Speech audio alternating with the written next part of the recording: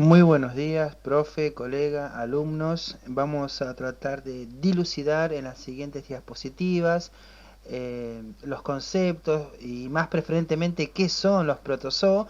También vamos a pasar por las algas, por diferentes tipos de algas y en particular vamos a hablar de la reproducción y del ciclo de vida de algunas en particular que las vamos a desarrollar en la siguiente diapositiva. Eh, También podemos agregar en este audio de que cuando nosotros hablamos de protozoo, es una palabra que uno por ahí, ¿qué significa protozoo? Así como cuando estábamos en años anteriores, en la secundaria o hasta quien dice en la primaria, cuando nos enseñaban lo que significaba geografía, ¿se acuerdan que geo era tierra y grafía era formas o estudio? Y cuando se juntaba la palabra geografía significaba el estudio de la tierra. Bueno, acá podemos hacer una analogía más o menos parecida con los protozoos. ¿Desde dónde? Desde que sepamos que proto significa o equivale al primero, ¿sí? Como un prototipo, ¿sí? Cuando uno hace un prototipo todavía no salió. Bueno, acá lo mismo, es proto, es el primero. Y zoo es de animales, así que imagínense que lo que vamos a desarrollar, vamos a estar hablando de los primeros animales. Después vamos a discutir quién lo considera animal y quién no, pero eso ya queda a criterio del hombre, de su taxonomía o de la ciencia que desarrolle eso. Pero vamos a estar hablando, con pocos pelos en la lengua, ¿no es cierto?, de los primeros animales. Y después nos vamos a ir poniendo un poquito más puntilloso porque bueno, de eso se trata, ¿no es cierto?, de arrancar desde lo más sencillo, lo más común, lo que cualquiera puede entender, hasta ponernos un poquito más, dirían los chicos, más filosos y entrar en esos nombres que por ahí nos confunden un poco. Pero quédense tranquilos que de lo que vamos a hablar todo, aunque sea tenemos una idea de eso. También podría haber dicho que como ejemplo de zoo hubiese dicho el zoológico, ¿no? Que es la cuna de animales. Bueno, quedará mejor para la próxima. Ahora viene como acotación, profe. Continúo. Muy bien, entonces hablemos de la Yardelambia, de este protozoo flagelado patógeno. Son muchas palabras difíciles, ¿no es cierto? Pero bueno, protozoo ya lo vimos en la diapositiva anterior, que estamos hablando de los primeros animales, patógeno de que no pueden hacer algún tipo de patología, a lo que se refiere con los seres humanos, ¿no es cierto? Y flagelado, estamos hablando de la movilidad de dicho organismo. ¿Qué estoy diciendo con esto de flagelado? Eh, que por ejemplo, si estamos hablando del ser humano, los flagelos serían los pies. Si estamos hablando de un ave, los flagelos serían las alas. Por supuesto, si me agarra un profesor de biología, que espero que no me rete la profe, me mata. Pero lo que quiero tratar de hacer es hacerlo sencillo, ¿sí? Así que por flagelos podemos entender que es cualquier medio que tiene cualquier organismo para hacer cualquier tipo de movilidad. Bueno, entonces vamos a comentar sus características principales y las causas de las enfermedades que causa este parásito. Bueno, para presentarlo vamos a decir que es un protozoo flagelado. Recuerden que nosotros en la diapositiva anterior aprendimos lo que era esto de flagelado, del movimiento que tiene dicho organismo, ¿no es cierto? En este caso un parásito, que este parásito se puede encontrar en varios mamíferos, incluyendo el ser humano. Bueno, vamos a hablar un poquito de la reproducción de este parásito. Podemos hablar de dos instancias cruciales de esta reproducción. Como vemos acá a la izquierda, lo vemos en forma de quiste, que tenemos que hablar de una forma ovalada, de huevito si se quiere, que va de 8 a 10 micrones. Eh, Así se encuentra en el agua, en las heces de los animales, ¿sí? Ese contagio puede ser por contacto. Ahora, ¿qué pasa? Una vez que lo ingerimos, una vez que se aloja en el intestino o en el duodeno, ahí ya se abre y se transforma en un trofocito, en un trofozoite si se quiere, en un trofozoito. Y bueno, ahí ya crece. ¿Por qué crece? Justamente porque ya tiene los flagelos, como vemos en la figura de la derecha, ¿sí? Tiene esos piecitos y por lo tanto su tamaño también varía. Si antes medía de 8 a 10, ahora mide creo que algo de 20, ¿sí? De 15 a 20. Por supuesto, estamos hablando de micrones, estamos hablando a nivel microscópico, ¿sí? Bueno, después en el dibujito de la derecha tenemos ese ciclo que nosotros lo fuimos describiendo y abajo eh, a dónde se alojaría, como recién dije en el intestino o en el duodeno. Eso por supuesto que produce una enfermedad. Esa enfermedad la podemos llamar giardiasis, ¿sí? Que para saber un poquito de eso es una enfermedad que causa diarrea, ¿sí? Que ocasiona mucho dolor intestinal, ¿sí? Porque justamente ahí se aloja. Y como dijimos anteriormente, las causas pueden ser varias, desde el agua hasta tocar las heces de los animales. Antes de continuar, profe, le comento que hay una diferencia en los sonidos porque lo grabé con diferentes micrófonos para poder subirlo y bueno, hubo atrás un trabajo arduo, pero bueno, espero que valga la pena. Continúo, profe. Muy bien, entonces hablemos un poquito más de la giardiasis, de lo que es la enfermedad, lo que es la patología que causa este parásito flagelado que es la Yardelambia. Muy bien, también podemos agregar que esta infección puede ser asintomática o provocar síntomas que van desde flatulencias intermitentes hasta una mala absorción. Fíjense qué paradoja, ¿no? Cuando uno dice que puede ser asintomático. No sé si eso le recuerda a algún tipo de virus actual. Esto está Coronavirus. grabado a mitad de año del 2020. Eh, bueno, este parásito, por ejemplo, en Estados Unidos es la principal causa de dichas enfermedades que ya describimos, ¿no es cierto? También podríamos agregar que esta enfermedad no es solamente por tocar las heces de los animales, sino por ingerir alimentos, donde justamente está esta bacteria, ¿no es cierto? Eh, También podemos agregar que en el dibujito este que ven acá, que estoy remarcando en este momento, cuando yo marcaba el ciclo, me pueden preguntar tranquilamente por qué en la mitad de este ciclo aparecen dos Yardialambia, si en teoría tiene que nacer uno de uno, ¿no es cierto? Como si fuese un huevito, un pollito de un huevito. Bueno, ustedes saben que los microorganismos tienen otro ciclo de vida y otra manera de reproducirse. En este caso, el huevito, el quíster, ya tiene adentro eh, la reproducción del ARN, ya está duplicado, ¿sí? Entonces, ¿qué pasa? Cuando los ácidos del estómago rompen esa capita, salen dos. Por eso es que se multiplica tanto, mira, valga la redundancia, ¿no? Como una enfermedad actual.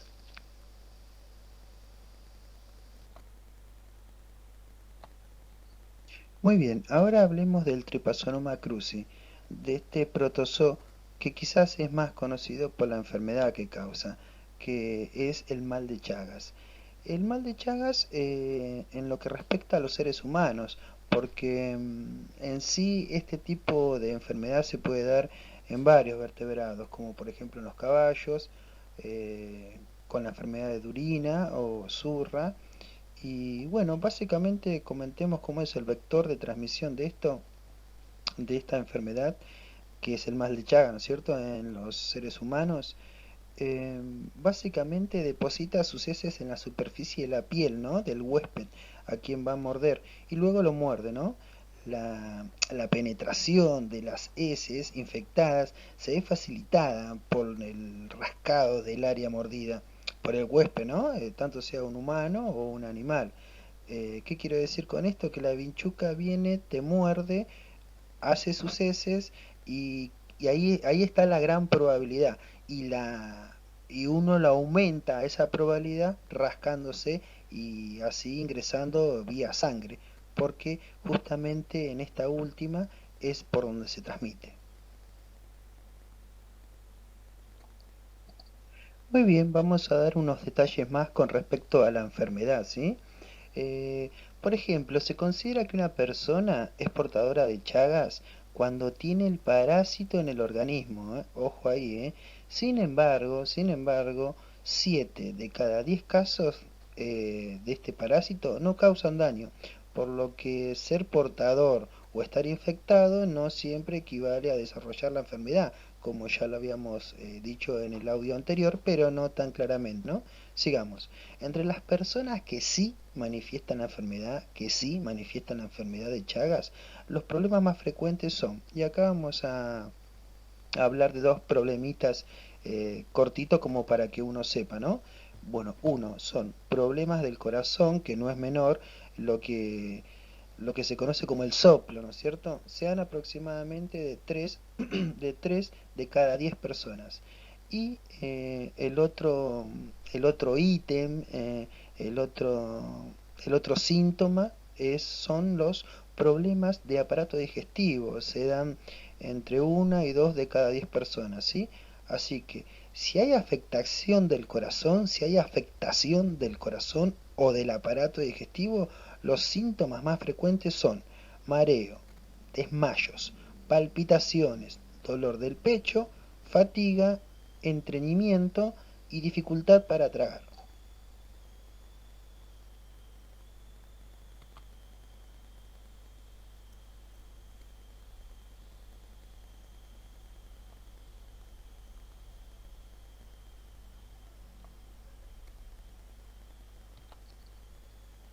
Continuemos hablando del Plasmodium, ¿sí? Este protozoo que pertenece a la familia de los Plasmodidae, que se conocen en esta familia más de 175 especies. Así que imagínense la cantidad que hay. Pero bueno, volvamos para atrás para lo que nos compete a nosotros, que es el Plasmodium, ¿sí? Este parásito siempre tiene dos huéspedes en su ciclo vital. Siempre tiene eh, dos, necesita de dos individuos para que se cumpla este ciclo. En este caso, un mosquito que actúa como vector y un huésped, vertebrado. En este caso, el ser humano. Nosotros siempre nos vamos a quedar con el ejemplo del ser humano, que es el que más nos compete o el que más nos interesa, ¿sí? Continuamos. Al menos 10 especies infectan al hombre, como recién les dije, ¿sí? Así que son 10 especies de las 175 que es la familia, es un montón, ¿no? Para los humanos hay 4 especies de Plasmodium que provocan diferentes tipos de enfermedades. Vamos a arrancar por las más comunes, que son la malaria o el paludismo, ¿sí? Pero también está la falciparum, también está la malaria, la ovale y la vivax. Pero bueno, la malaria y el paludismo son lo que más conocemos y aparte lo que más mortalidad provoca. De hecho, escuchen esto que continúa, de los cuales la primera es la más virulenta y la que produce la mayor mortalidad. Otras especies infectan a otros animales, incluyendo aves, reptiles y roedores. Así que, como habíamos dicho anteriormente, la malaria y el paludismo son las enfermedades número uno que causan mortalidad con este protozoo.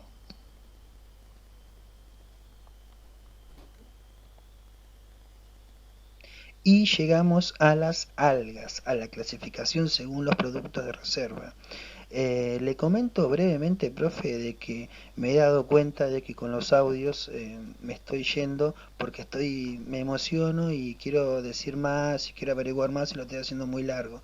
Así que en las diapositivas continuas que continúan voy a tratar de ser resumido y en las que no ponga audio voy a poner la información que usted solicita para cumplir con la consigna. También le comento que cuando pase por la diapositiva de algas verdes voy a incluir el ciclo de vida, así cumplo con la consigna 4 y cuando pase por la parte de diatomeas voy a hablar de su reproducción sexual, así cumplo con la consigna 3.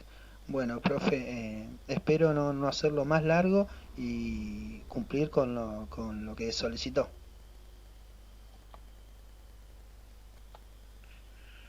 Entonces, vamos a hablar un poquito de algas, de los diferentes tipos de algas, roja, verde, dorada, parda. Vamos a arrancar con las verdes, ¿sí? Vamos a saber un poquito de estas algas. Podemos decir que estas algas verdes se encuentran principalmente en un hábitat de agua dulce, ¿sí? Ríos, lagos o en agua salada, mares, océanos, ¿sí? Estas algas verdes frecuentemente son flageladas, ¿sí? también son pluricelulares, con tallos no muy complejos, como vemos acá, tallos sencillos. Y la mayor parte de las especies, ojo, dato no menor, la mayor parte de las especies son bentónicas. ¿Qué es eso de bentónicas? Y vamos a decirlo en palabras sencillas, están cerca o prácticamente tocando el fondo. En este caso, si estamos hablando del mar, si estamos hablando de un río, ¿sí? Siempre están cerca del fondo, de cuál fuese el agua que se encuentre, tanto sea salada como dulce. Y también hay las otras que son las planctónicas, que esas son las que viven en suspensión, son las que comen, de las que se fecundan con el fitoplancton para hacer eh, el alimento de las ballenas, ¿sí? Marinas, solo hay un 10% de especies, ¿sí? ¿Qué estoy diciendo con esto? Que todo el resto se localizan en medios terrestres, húmedos y sombreados, ¿sí? Bancos de nieve, árboles, rocas o incluso sobre animales, ¿sí? Así que también podemos decir y agregar que la reproducción de estas algas son sexuales y asexuales. Pero toda esta parte de desarrollo de las algas en lo que es materia sexual lo dejaremos para la última diapositiva donde nos piden que hablemos sobre su reproducción. Eso, Acoto, profe, era hasta el momento donde yo iba a agregar más audios, pero bueno, como le comenté, ahora lo resumí. En esta misma explico y cumplo con la consigna. Sigo. Muy bien, entonces corrigiendo lo que respecta al tiempo de estas diapositivas que haré video, paso a comentar el ciclo de vida de estas algas verdes acá mismo. Bueno, lo podemos comentar básicamente en 4 pasitos. El primero, en primer paso, es cuando se desarrolla el diploide y luego este se divide en un proceso celular llamado meiosis. ¿Se acuerdan la meiosis? La división celular por gametos. Bueno, paso 2. Durante la meiosis, el cigoto diploide pasa de ser una sola célula a 4 células. ¿Se acuerdan de eso? De la célula madre que se transformaba en cuatro iguales, bueno, con esporas distintas y separadas. Durante la meiosis, estas células ya están sexualmente maduras y pueden comenzar el proceso de reproducción. Como paso número 3, luego los diploides machos y hembras se fusionan para formar gametos. Y por último, después de la fusión, todos los gametos forman células diploides y el proceso comienza de nuevo. El ciclo se repite.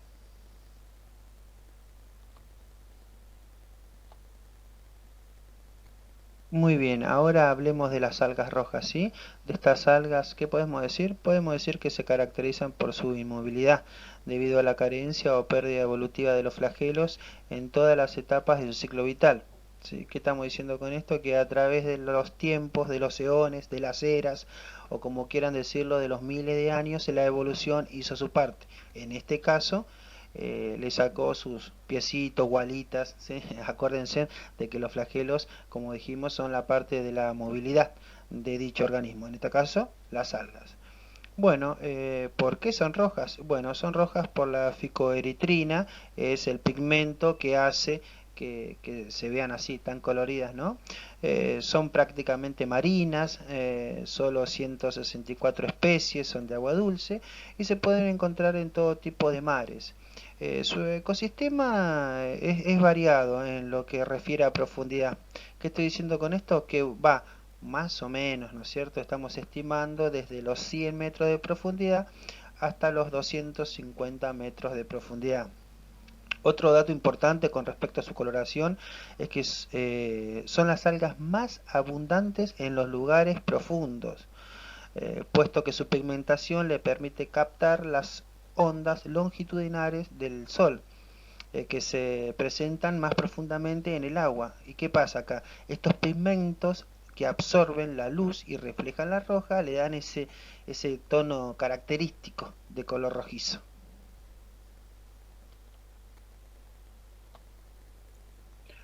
Ahora bien, pasemos a las algas doradas. ¿Qué podemos decir de esto? Bueno, que este grupo de algas que se encuentra principalmente en agua dulce también se las conoce como algas de oro.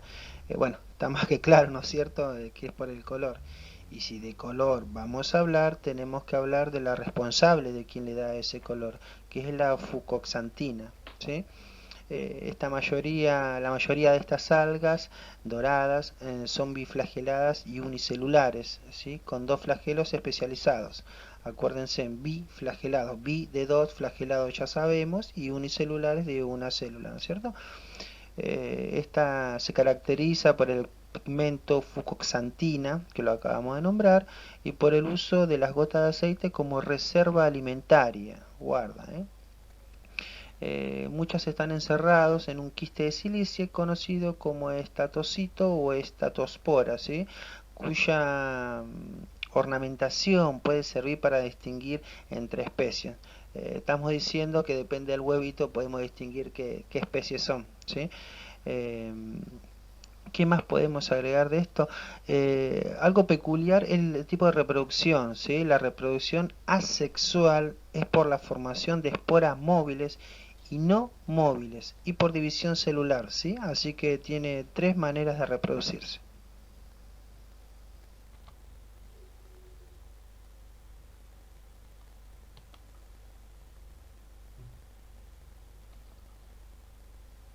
Entonces, teniendo en cuenta que las características principales ya las podemos leer, vamos a pasar a hablar de la reproducción de las diatomeas, que era parte de la consigna. Muy bien, entonces, la reproducción puede ser tanto sexual como asexual, ¿sí?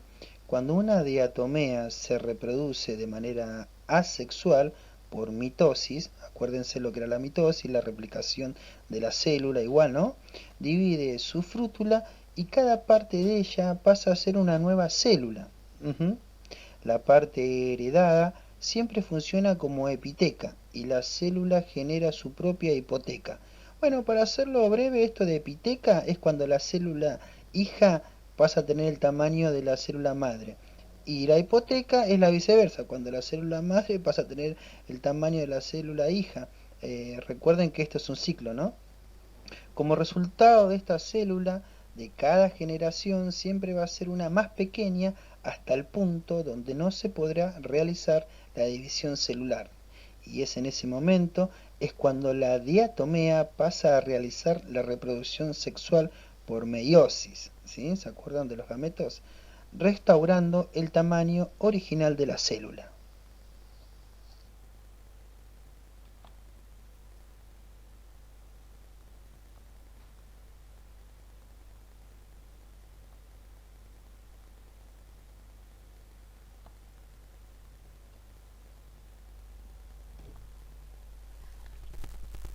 Bueno, profe, y así finaliza el trabajo.